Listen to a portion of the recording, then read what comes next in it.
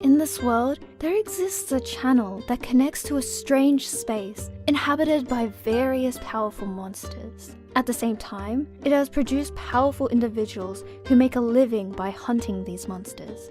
They are called hunters, and Xiao Yu is one of them. As a hunter, he possesses physical abilities that surpass most humans.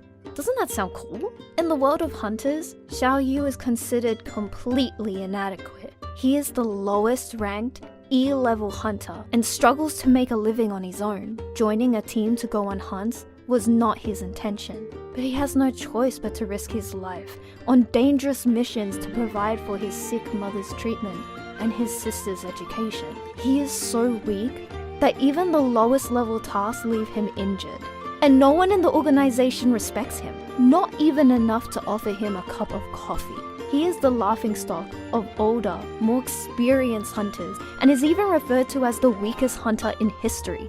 The only B-level healing hunter in his team, Ju-hee, is the only one who shows any concern for him. During a casual conversation, Ju-hee couldn't help but ask, "How dangerous is hunting for someone like you? Why risk your life doing it? Wouldn't it be better to just live a normal life?" Xiao Yu could only laugh it off and say that he did it because he was bored and would go crazy without it. He didn't want to admit that he was a newbie and came from a poor family. He wanted to maintain some dignity in front of the person he admired. At this moment, today's D-level dungeon mission is taking place at a local construction site, and Xiao Yu must give it his all to make a living. "How did you get hurt again? You're only putting yourself in more danger." Kind-hearted Ju-hee treated the injured Xiao Yu after the D-level dungeon mission ended. Xiao Yu whispered an apology, knowing that he was causing more trouble for her, but Ju-hee didn't see it that way. She was more concerned about his dangerous fighting style that could potentially cost him his life. Thankfully, as the battle drew to a close, Ju-hee was relieved that the mission was finally over. "Take it. This is your reward for today." The lead hunter handed Xiao Yu a shimmering magic core. This is the purpose of hunting for hunters. Even a C-level core can fetch a price of thousands on the market. But as an E-level hunter, it's impossible for Xiao Yu to hunt C-level monsters. This meager E-level magic core is all he has to show for today's battle. Even if he's just thinking about making a living, it's still too little. And this is the reward he earned by fighting bravely and getting injured? When will these tight days end? A bitter feeling wells up in Xiao Yu's heart. Just as everyone was preparing to leave, a hunter discovered that there was another opening deep within the dungeon. "A double-layered cave?" muttered the leader of the hunters. "It looks like there could be an even bigger prey inside." Normally, they would have to consult their superiors before taking any corresponding action in these kinds of situations. However, since there could be even bigger prey inside the cave, and no one has ever encountered such a situation before, it means that the creatures inside the cave have not been hunted yet. If they were brave enough to venture forth, they could reap huge rewards. How could they let this opportunity slip away? However, in the interest of fairness, they decide to vote on whether or not to venture forth into the unknown cave.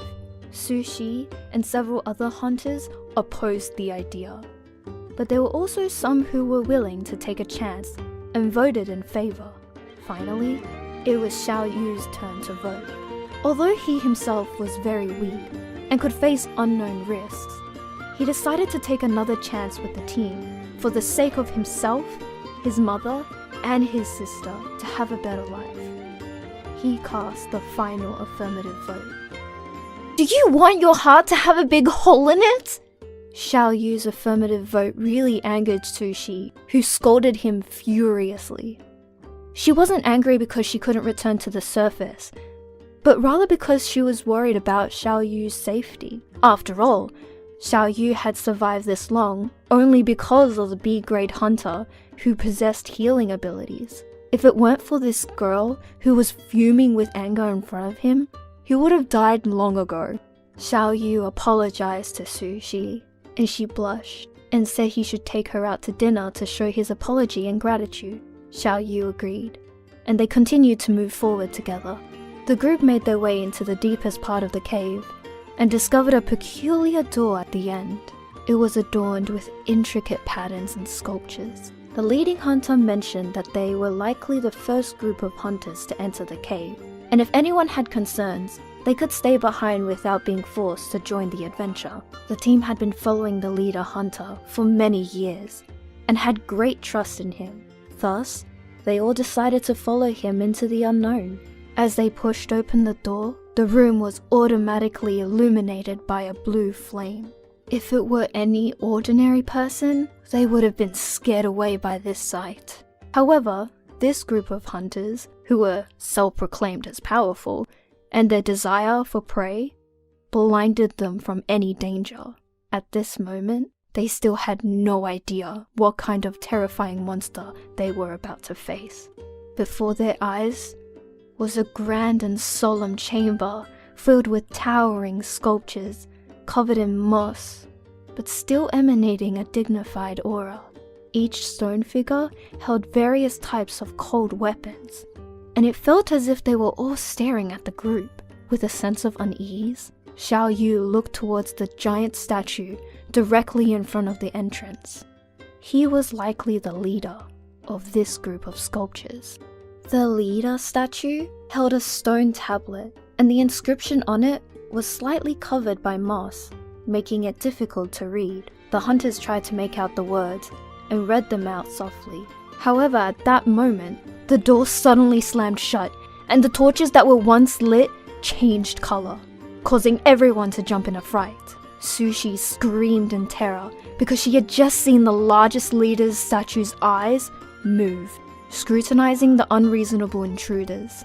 Even though Sushi had warned them, most of the hunters remained unfazed. They were too confident in their abilities and underestimated the unknown danger. One D-ranked hunter couldn't stand the absurdity of the situation and decided to leave. He didn't care how big the prey was. Leaving the ominous dome was his top priority.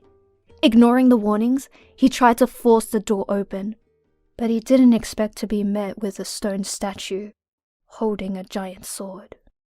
With one swift strike, the poor hunter didn't even have time to dodge and was immediately killed. The statue that had just struck him was still covered in moss, and if it weren't for the fresh blood on the sword, no one would believe that a stone statue could kill a professional hunter at such a shocking speed. Everyone was terrified, holding onto Sushi, who was screaming in terror. Xiaoshu turned around and found himself staring directly at the giant statue. Although the stone figure had yet to move its limbs, its eyes were glowing with a terrifying light. Oh my god, Sushi was right. We're finished! We're finished! The stone statues in this chamber were not real stones. They were the prey. However, in this situation, the hunters in this chamber were probably the real prey. Xiao Yu was shocked and overwhelmed by everything in front of him. His pupils trembled uncontrollably as he stared at the stone statue. He, who couldn't even slay a D-ranked prey, was now facing a monster of this terrifying magnitude? Could they really handle this enemy?